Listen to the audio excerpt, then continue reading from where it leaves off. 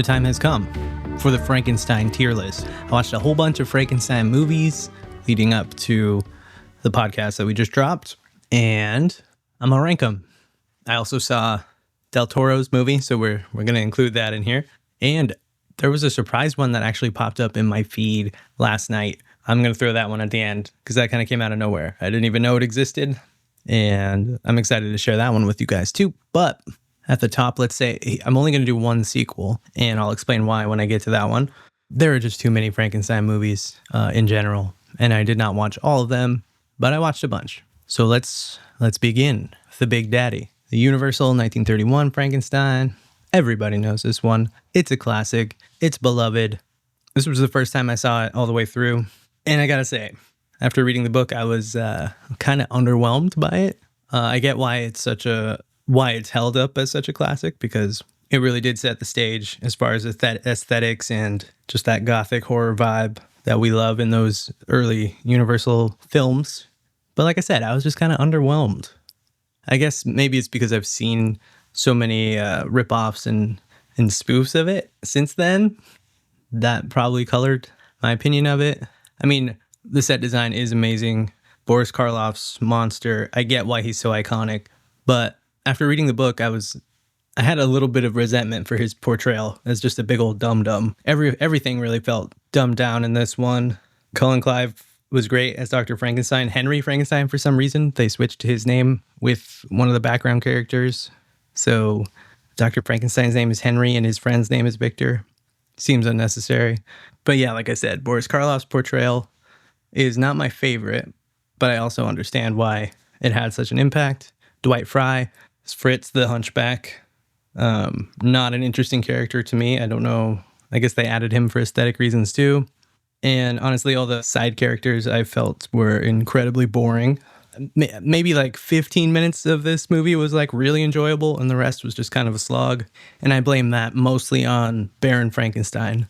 He might be my least favorite film character ever. I don't know why he was in this movie. I guess he was comic relief, but I just wanted him to get off the screen every time he was there. You think I'm an idiot, don't you? But I'm not. So I might not be making any friends with this, but Karloff's Frankenstein is going down C tier. Well, we've warned you. Next up is Bride of Frankenstein. As much as I was not super into the first one, this one won me over. Bride of Frankenstein's amazing. It's on this list because the first one barely adapted the book. This one is more of an adaptation of the book than the first one was. And it's just a lot better. I wasn't sure how I felt about it. The opening scenes, there was another very annoying character. I forget her name. The shrieky lady. Oh, shut up. But once Dr. Pretorius showed up, I was on board. He's played by Ernest Thesiger. He plays Dr. Frankenstein's his like mentor from the past, and he's just so arch, super creepy. While you were digging in your graves, piecing together dead tissues, I, my dear pupil, went for my material to the source of life. I grew my creatures like cultures, grew them as nature does, from seed. You're so creepy, man. You're just so fucking creepy. I really loved his performance, and the whole movie, the pacing was so much better than the first one. It's kind of nonstop action, super enjoyable. Elsa Lanchester as the bride is really good, even though she's only in 3 minutes at the end, and she plays Mary Shelley in the intro as well. But yeah, I found this one way more enjoyable. Cullen Clive's a little low energy in this, but I think he was actually really sick, so can't blame him for that. But that doesn't take away from it. This one was great. And it's the only sequel on this list, but it deserves to be here. And it's going in A tier, baby. The Bride of Frankenstein. He said it! He said it! I'm going to say this. I'm not a purist as far as the adaptations go. If they want to put their own twist on it and it's good, I'm down. You don't have to be like 100% accurate. And I really like where they took this. And I see why this is like the standout classic. People seem to like this one much more than the first one, and I agree. Anyway, moving on. We're jumping forward in time like 20 years. Next up is 1957's Curse of Frankenstein, the first in the Hammer series of the Frankenstein films with Peter Cushing and Christopher Lee. Peter Cushing is a great Dr. Frankenstein. This one is a lot more maniacal and evil. Christopher Lee plays the monster, and again, he's just like a big old mute killing machine, dum-dum, which I'm not a huge fan of that. I really like him being thoughtful, especially after reading the novel. I thought that portrayal was way better, and we'll get to some like that, but Christopher Lee's still great. Peter Cushing is always amazing. Yeah, he's just a bad dude in this one. He's got a murderous streak in him, and he's also a kind of a philanderer as well. And at the end of this one, Victor Frankenstein is about to be executed by guillotine, but he escapes in the next one. I watched Revenge of Frankenstein as well, and Frankenstein Must Be Destroyed. Those are good. They're not going on this list, like I said, but where do I put this one? I don't think I enjoyed it more than Bride. I'm wavering between A and B. I'm going to give this one a B+. This one's very good. Oh, I'm going away for a little while. I'll tell you about it when I get back. Oh, and Paul, better not touch our friend here while I'm gone. Let him rest in peace while he can. And then we're jumping up another 20 years or so to 1973. Frankenstein, The True Story, directed by Jack Smite, written by the novelist Christopher Isherwood. A lot of people say that this is like the gayest Frankenstein. I didn't notice because Jane Seymour's in it, and she steals the show, and I was just enamored with her the whole time. And it's an interesting twist on the Frankenstein story. One of the very different things that they did was make the monster, he's handsome. He comes out perfect at first. Oh, yes, I see what you mean. But then he starts to slowly decay and get ugly as the film moves on. David McCallum as Henry Clerval, who's a much different character in this movie than he is in the novel. He's actually more of a Frankenstein than Dr. Frankenstein is. And he has that great speech about joining the Brotherhood of Prometheus. Oh, you know the story of Prometheus? He brought down fire from the heavens. Well, I brought down power. I used that in the little theme song I made for our podcast, which was based highly, I should add, I borrowed liberally from James Bernard's Curse of Frankenstein's score, which is great. A new era in science is beginning. New science offers power.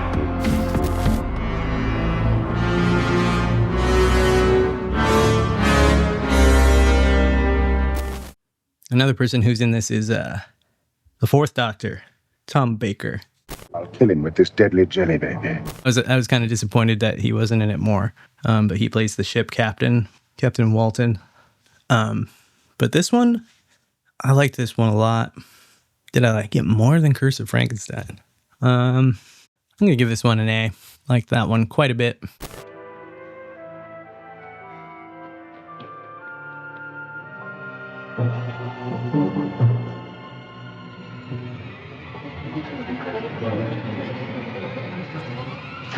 Ooh, next up is Young Frankenstein.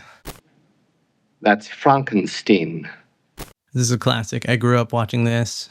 It's hilarious. I'm gonna alienate my entire audience by saying that I think I enjoy Dracula Dead and Loving It more. I know that's not a popular opinion, but I just love Peter McNichol's Renfield so much. Oh, Renfield, good of you to come. Yes. Nice to see you. Chap, how are we feeling today? Normal. Perfectly normal.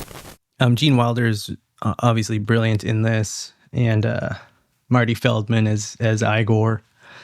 This one really spoofs like the first three Universal films, Frankenstein, Bride, and Son of Frankenstein, which isn't going on the list. That's Frankenstein.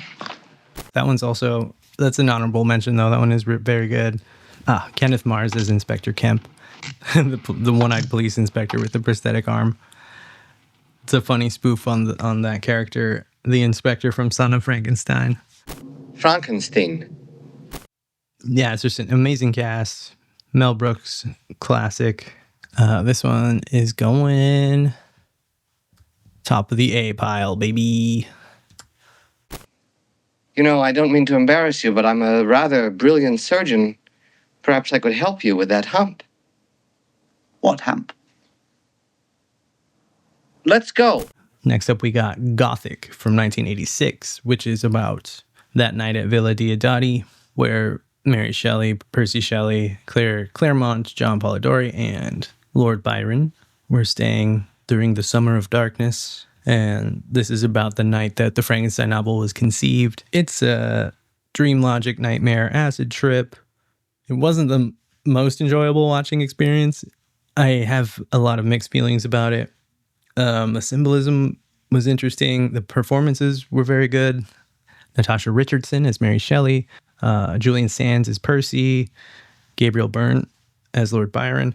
Miriam Sear went all out as Claire Claremont. I can't say I enjoyed watching it, but I think just the hysterical woman archetype, whatever that is, just the wild-haired, wild-eyed, insane person is not my favorite thing to see, especially when she's just convulsing and freaking out all the time. Timothy Spall was great. All of the performances was great, and she went for it. But I don't know if it was the most coherent movie. It had a lot of, like I said, nightmare, dream logic, acid trip stuff going on, but it was well made. I will give it that. I think I'm gonna give this one a low B, because it wasn't bad, but it wasn't. Should I put it lower? This one's getting a C. No more, please. That stuff. We must remember what was in our minds at the seance. It's alive. Don't you understand? We've given life to a creature, a creation, a jigsaw of all our worst fears in flesh and blood. You guys, I just realized that I completely forgot about Frankenstein Unbound. This thing is wild. Came out in 1990. It is a Roger Corman film based on Brian Aldiss's novel of the same name. It's apparently a trilogy of these novels that involve time travel. So John Hurt stars as Dr. Buchanan, and he is a scientist in the future trying to develop an energy weapon, but he gets caught in some kind of insane time rift that's a side effect of his project, and he gets sent back to 1800s England, in which all of the Frankenstein characters exist alongside of Mary Shelley and Lord Byron and Percy Shelley. So it's almost like just like an adult Doctor Who episode. Am I having a midlife crisis? Would you like a chili, baby? Raoul Julia is a great Victor Frankenstein. Bridget Fonda plays Mary Shelley, who's married to Danny Elfman. Had to get an Oingo Boingo reference in here somehow. It's pretty silly, honestly. The monster design is kind of cool. It's low budget. It's not the greatest movie overall. It's not like my favorite movie. I'd probably put this at the bottom of the C tier. What have you done? I am reversing a gross mistake of fate. Next one is Kenneth Branagh's Mary Shelley's Frankenstein. You guys, I had never watched this before. It really got a bad rap. This was sort of like the follow-up to Francis Ford Coppola's Bram Stoker's Dracula, which we talked about on our Dracula tier list. This one, I think, is unfairly maligned. I enjoyed this one quite a bit. It's the first one on the list that even really tried to adapt the novel, which I appreciated. It's crazy to me that it took that long for them to actually try to make a proper adaptation. Frank Darabont wrote the screenplay. He's a great screenwriter. He wrote the best Nightmare movie, in my opinion, Nightmare 3. He also wrote Shawshank Redemption. The Mist is a good shout out. And I've heard his Blob remake is really good too. Apparently, he said about this movie that it was the best script he'd ever written and the worst movie he had ever seen, which seems harsh to me, but I guess I could see if I were proud of my script and it wasn't done the way I thought it should be, I guess I would be disappointed too. The remake of Frankenstein. Mary Shelley's Frankenstein. Disappointed!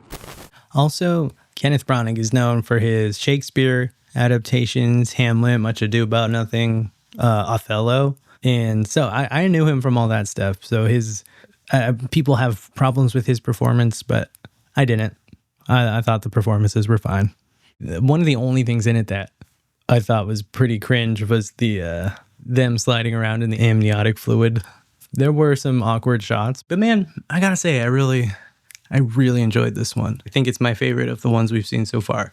Now, I'm crazy. I'm not making any friends with this, but mostly because it was so maligned and people seem to hate it, and I can't understand why, especially if you like Bram Stoker's Dracula.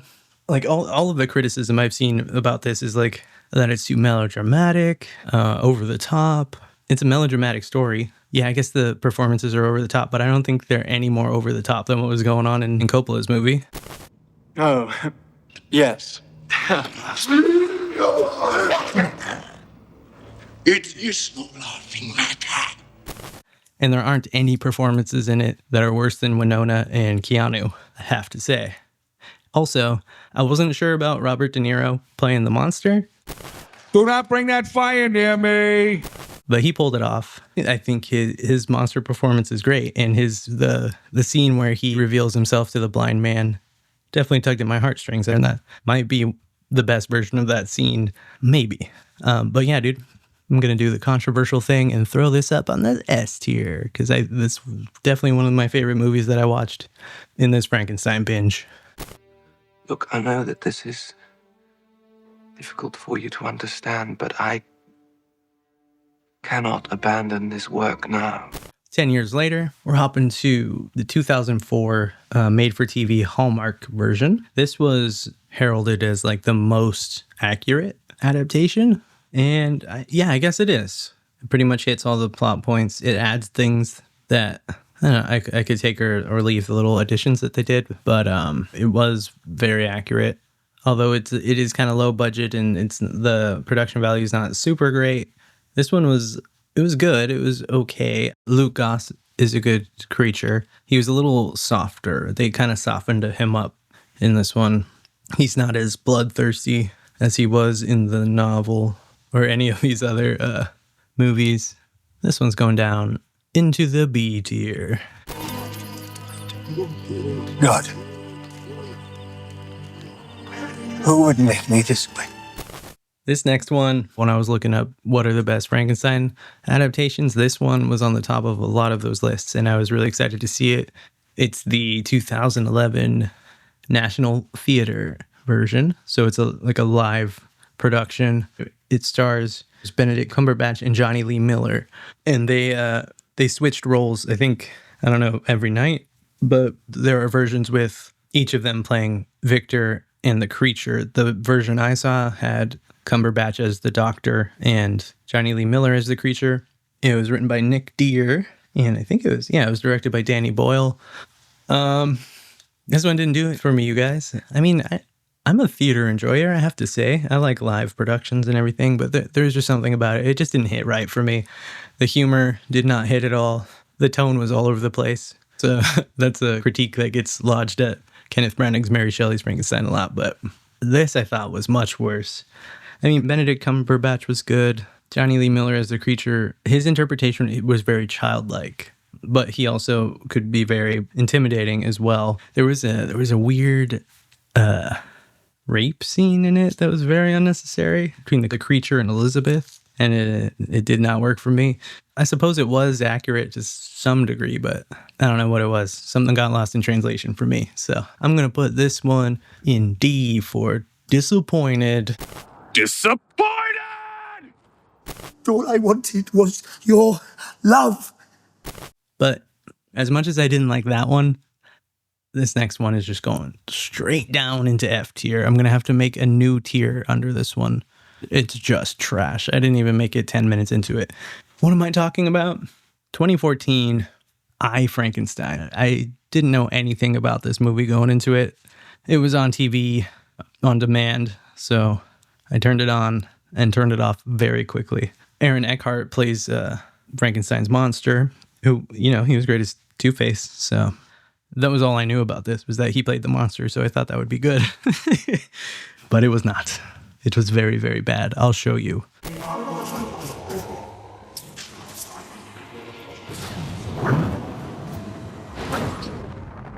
And I just immediately turned it off. Had no time for it at all. Ain't nobody got time for that. from what I can gather. It's about Frankenstein's monster who, I guess he gets the name Adam, and he lives hundreds of years into the future and gets caught in some kind of war between demons and gargoyles. And it's just the worst CG I've seen in a long time. It's just absolute garbage. I could not get through it. You either die a hero or you live long enough to see yourself become the villain.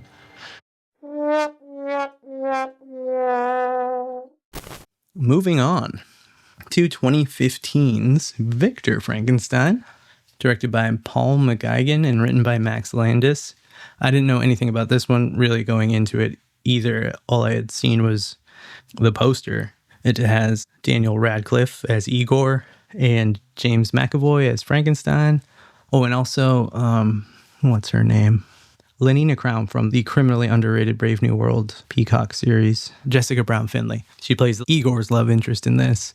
This was better than it had any right to be, I thought. It really is style over substance. The production design and the direction is very good. I thought that all the performances were really solid. James McAvoy as a very narcissistic and manipulative Frankenstein. I get the feeling that they wanted to call this movie Igor because Igor is the main character. And I don't really find him to be the most compelling character. Daniel Radcliffe was fine as him. But this had a lot of fun nods to a bunch of the different movies. A lot of them that are sequels, so they're not on this list. But it starts off with Victor Frankenstein finding Igor at a circus. And he has this romance with a trapeze artist. I think that's a reference to, I want to say, House of Frankenstein, where there was, well, the hunchback thing is all over the place. Fritz was the original hunchback. And then there was Bela Lugosi as Igor in Son of Frankenstein. And then I think there's another hunchback in House of Frankenstein. I'm pretty sure his name was David, and he was a circus guy. So I think this is a reference to him. I have a feeling that Young Frankenstein had a lot to do with everyone knowing the hunchback is Igor. No, it's pronounced Igor. But anyway. Oh, and then, what's that other guy's name? Moriarty from Sherlock. But he plays an inspector with a prosthetic arm, or he loses his arm, and spoilers, I guess, which was a fun nod to Young Frankenstein and also Son of Frankenstein. There was a cool nod to the Hammer Revenge of Frankenstein with the eyes floating in the solution. But like I said, it's mostly style over substance. It really doesn't try to adapt the story. It's more of a love letter to the film series. And the monster is sort of the big boss battle at the end. But it was fun. I had a lot of fun watching it. I think I'll put it down in C. It's a good popcorn flick. Fine. I'm done with you. Next up it's not quite a Frankenstein movie, but it's the Mary Shelley biopic from 2017 with Elle Fanning as Mary Shelley. It shows the sort of tragic relationship with her and Percy. It was okay. It was just kind of your middle of the road biopic. It was fine. I'm gonna put that down in C. Leave me alone. Okay. I didn't know what to expect from this one at all. And I wasn't sure if I was going to even watch all 8 episodes of it, but the first one grabbed me enough that I binged the whole thing in like a day or two. And that is 2023's Turkish language Netflix series Creature. I was kind of blown away by this. I thought it was really well done. They put their own twist on it, but they really kept the essence of the novel, which I really appreciated. One of the really interesting twists that I thought was pretty cool was the character who ends up becoming the creature. He dies, and Zia is the name of the Victor Frankenstein character in this.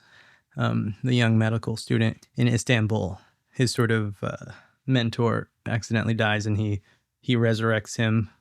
And it mainly follows the plot of Frankenstein. There are some tangents which are really cool and some twists. But one of them is that when that character died, his soul went to hell, and he comes back and he's haunted by demons.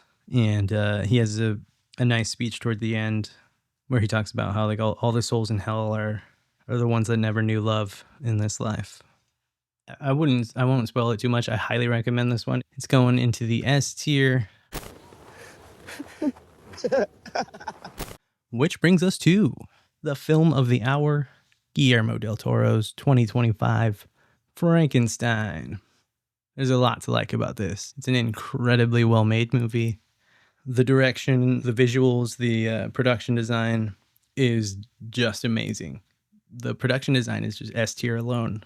And there are some big contenders for best production design. I think this one takes it as far as the costuming and the sets and everything.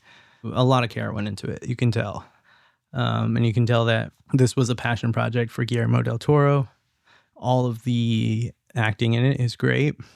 My only gripes about it have to do with the narrative and the plot, the pacing. I guess I won't do any spoilers.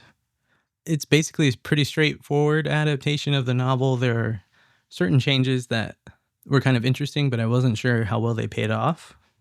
The movie is, as far as plot goes, is pretty top heavy. They set up a lot of things, but I felt like they really rushed through the final act. And just as far as the plot, it left some things to be desired, but you could tell he really identified with the monster. Do you identify more with Victor Frankenstein, No, the monster, creature? The creature. This is me. I'm not of this world. I'm something weird. He made him a little bit more soft and sympathetic than I might have. He doesn't really kill anybody except out of self-defense. And Guillermo really leaned into Victor is the real monster. And there was even a line from one of the characters where he tells him that he says something like, I think you're the real monster or something. And it was just I kind of rolled my eyes at that. Yeah, Victor is a monster, but the monster should be a monster too. I just felt they softened him up a little too much. There was also a bit of like Shape of Water-esque romance between the monster and Mia Goth's character that, I don't know, didn't quite work for me. But overall, it was a worthy entry, and these were just some of my personal hangups. I'm going to put this, I think it's got to go into A tier. I'll put it above Frankenstein, the True Story. Do I like it more than Bride? It might be. I'm going to say it's three-way tie for the top of the A tier. This guy greets everybody as they come in the door. That's obviously Boris Karloff. If you are a real Frankenstein geek, you know this is the first movie. If careful. Oh, there you go. Oh, well. And, okay, so last night this thing just popped up in my feed, and it was as if it were made for me. What year did this come out? 2015, I think. This is Frankenstein, the Metal Opera. It's a prog metal live performance of Frankenstein, and it's a really solid adaptation. Lyrically, they take a lot from the novel. Musically, it was right up my alley with the prog metal stuff.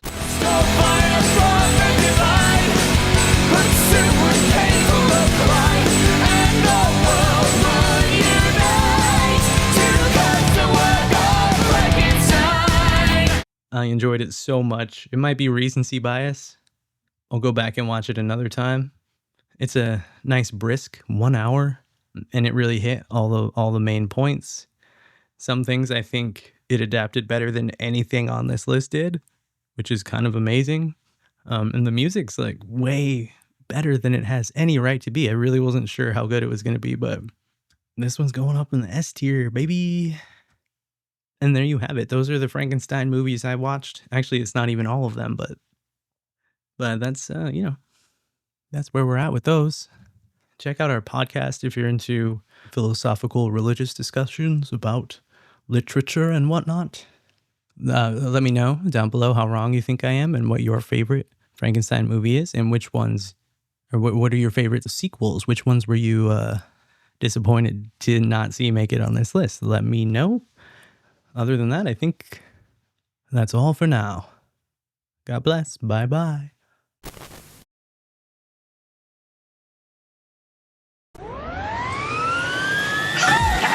It's Frankenstein! My face composed of rotten flesh. Roar! Roar! A hideous beast with deadly clutch. Rawr, rawr. Another's heart beats in my chest. I'll never know a woman's touch.